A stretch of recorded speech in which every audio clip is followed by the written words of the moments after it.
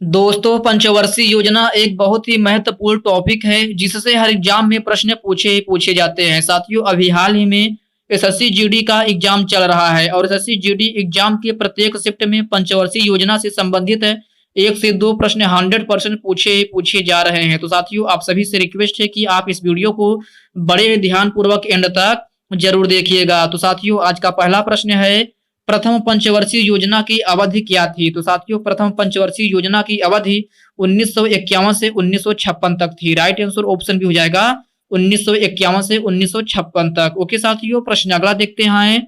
अगला है, प्रथम पंचवर्षीय योजना किस मॉडल पर आधारित थी? तो साथियों, प्रथम पंचवर्षीय योजना हैरोल्ड डोमर मॉडल पर आधारित थी। राइट आंसर ऑप्शन ए हो जाएगा हैरोल्ड डोमर। ओके साथियों, याद रखना। प्रश्न अगला देखते हैं।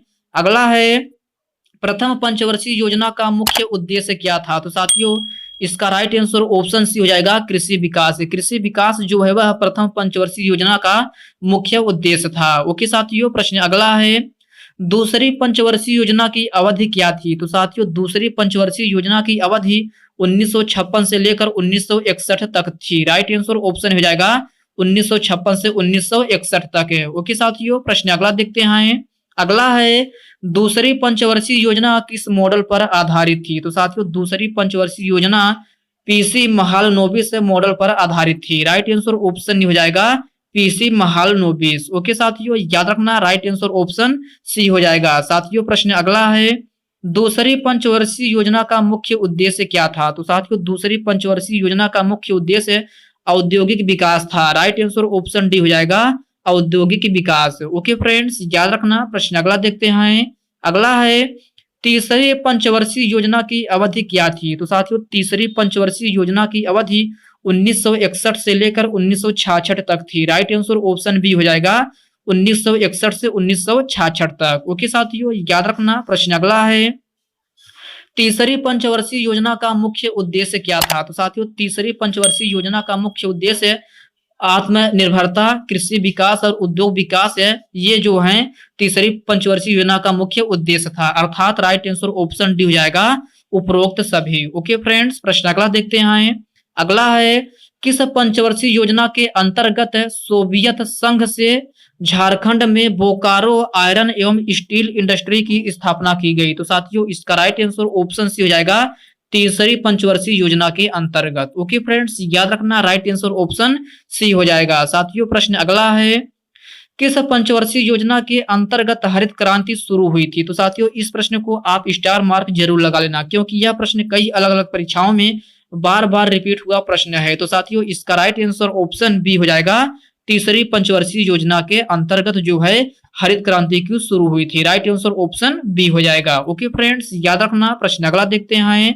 अगला है, निम्नलिखित में से किस पंचवर्षीय योजना को असफल माना जाता है? तो साथियों, इसका राइट आंसर ऑप्शन डी हो जाएगा तीसरी पंचवर्षीय योजना। तीसरी पंचवर्षीय योजना को जो है वह है असफल योजना माना जाता है। ओके फ्रेंड्स, याद रखना। राइट आंसर ऑप्शन डी हो जाएगा। साथियों, प्रश्न अगला है, तीसरी पंचवर्षीय योजना को विफल होने के बाद कितने वर्षों की अवधि के लिए वार्षिक योजना चलाई गई? तो साथियों, इस प्रश्न का राइट आंसर ऑप्शन हो जाएगा 3 वर्षों की अवधि के लिए। राइट आंसर ऑप्शन ए हो जाएगा। ओके फ्रेंड्स, प्रश्न अगला है, पहला योजना अवकाश की अवधि क्या थी? तो साथियों, आप बताना है पहला योजना अवकाश की अवधि क्या थी? तो साथियों, यह 1966 से 1969 तक थी। राइट आंसर ऑप्शन डी हो जाएगा 1966 से 1969 तक। ओके फ्रेंड्स, याद रखना। राइट आंसर ऑप्शन डी हो जाएगा। साथियों, प्रश्न अगला है, चौथी पंचवर्षीय योजना की अवधि क्या थी? तो प्यारे साथियों, आप बताना है चौथी पंचवर्षीय योजना की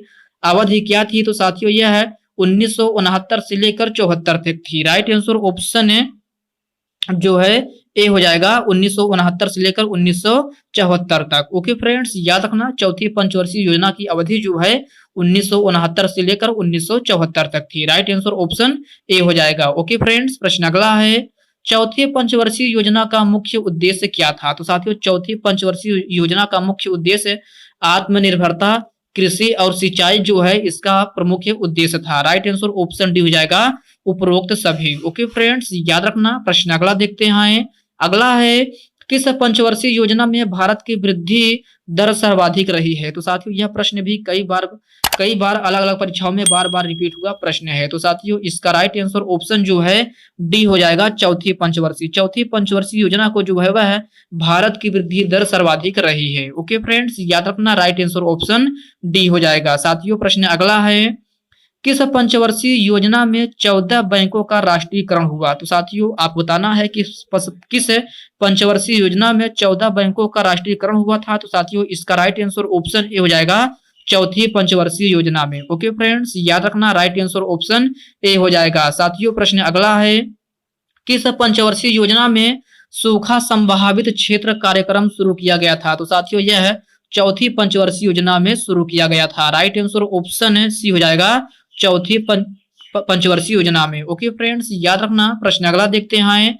अगला है, किस पंचवर्षीय योजना में इसरो की स्थापना की गई थी? तो प्यारे साथियों आप बताना है किस पंचवर्षीय योजना में इसरो की स्थापना की गई थी। तो साथियों यह चौथी पंचवर्षीय योजना में की गई थी। राइट आंसर ऑप्शन डी हो जाएगा, चौथी पंचवर्षीय योजना में। ओके फ्रेंड्स, याद रखना राइट आंसर ऑप्शन डी हो जाएगा। साथियों प्रश्न अगला है, पांचवी पंचवर्षीय योजना की अवधि क्या थी? तो साथियों पांचवी पंचवर्षीय योजना की अवधि जो है वह 1974 से लेकर 1978 तक थी। राइट आंसर ऑप्शन हो जाएगा 1974 से 1978 तक। साथियों यह एक ऐसी पंचवर्षीय है जो कि केवल 4 वर्षों तक चली थी। यह प्रश्न भी आपके एग्जाम में पूछा जा सकता है, आप इसको याद रखिएगा। ओके साथियों, प्रश्न अगला देखते हैं।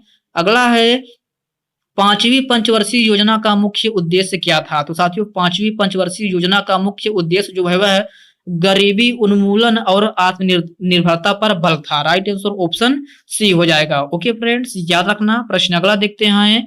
अगला प्रश्न है, किस पंचवर्षीय योजना में पहली बार गरीबी हटाओ का नारा दिया गया था? तो साथियों आप बताना है किस पंचवर्षीय योजना में पहली बार गरीबी हटाओ का नारा दिया गया। तो साथियों यह है पांचवी पंचवर्षीय योजना में दिया गया था। राइट आंसर ऑप्शन डी हो जाएगा, पांचवी पंचवर्षीय योजना में। ओके फ्रेंड्स, याद रखना राइट आंसर ऑप्शन डी हो जाएगा। साथियों प्रश्न अगला है, कौन सी पंचवर्षीय योजना थी जो केवल 4 वर्ष चली थी? तो साथियों इसका आंसर आपको हम पहले ही बता दिए हैं।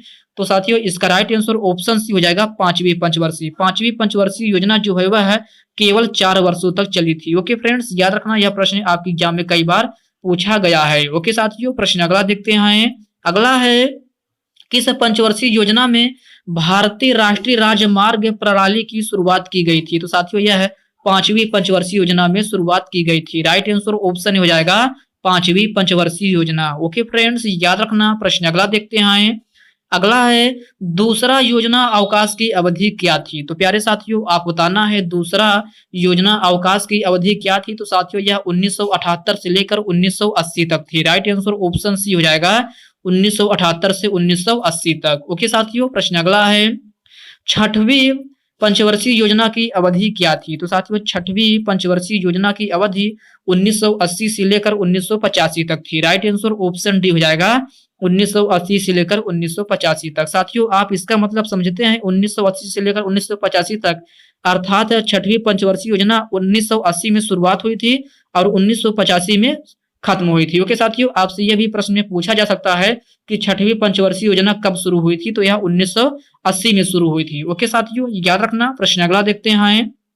अगला है, छठवीं पंचवर्षीय योजना का मुख्य उद्देश्य क्या था? तो साथियों छठवीं पंचवर्षीय योजना का मुख्य उद्देश्य जो है वह है गरीबी उन्मूलन और रोजगार में वृद्धि था। राइट आंसर ऑप्शन सी हो जाएगा, गरीबी उन्मूलन और रोजगार में वृद्धि। ओके फ्रेंड्स, याद रखना राइट आंसर ऑप्शन सी हो जाएगा। साथियों प्रश्न अगला है, किस पंचवर्षीय योजना में शिवरमन समिति के सिफारिश पर राष्ट्रीय कृषि और ग्रामीण विकास अर्थात नाबार्ड की स्थापना की गई थी? तो साथियों यह छठवीं पंचवर्षीय योजना में की गई थी। राइट आंसर ऑप्शन सी हो जाएगा, छठवीं पंचवर्षीय योजना में। ओके फ्रेंड्स, प्रश्न अगला देखते हैं।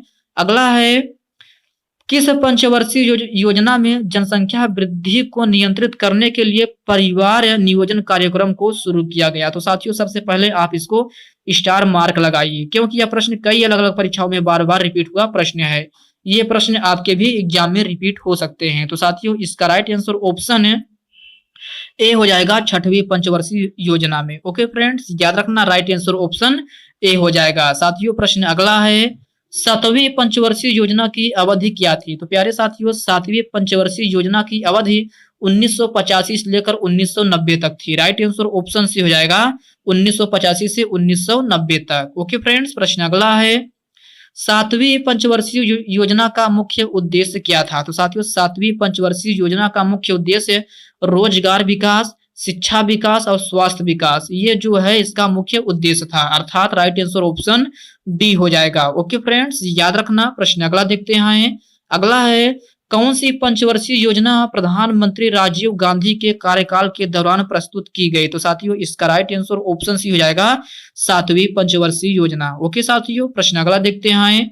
अगला है, लकड़वाल समिति द्वारा गरीबी की माप सबसे पहले किस पंचवर्षीय योजना के दौरान हुई थी? तो साथियों, यह है सातवीं पंचवर्षीय योजना के दौरान हुई थी। राइट आंसर ऑप्शन बी हो जाएगा। ओके फ्रेंड्स, प्रश्न अगला है, किस पंचवर्षीय योजना में भोजन, काम और उत्पादन का नारा दिया गया था? तो साथियों, आप बताना है किस पंचवर्षीय योजना में भोजन, काम और उत्पादन का नारा दिया गया था? तो साथियों, यह है सातवीं पंचवर्षीय योजना में दिया गया था। राइट आंसर ऑप्शन ए हो जाएगा सातवीं पंचवर्षीय योजना। ओके फ्रेंड्स, याद रखना, राइट आंसर ऑप्शन ए हो जाएगा। साथियों, प्रश्न अगला है, किस पंचवर्षीय योजना में जवाहर रोजगार योजना जैसा महत्वपूर्ण रोजगार परक कार्यक्रम प्रारंभ किया गया? तो साथियों, इसका राइट आंसर ऑप्शन सी हो जाएगा सातवीं पंचवर्षीय योजना में। ओके फ्रेंड्स, प्रश्न अगला देखते हैं।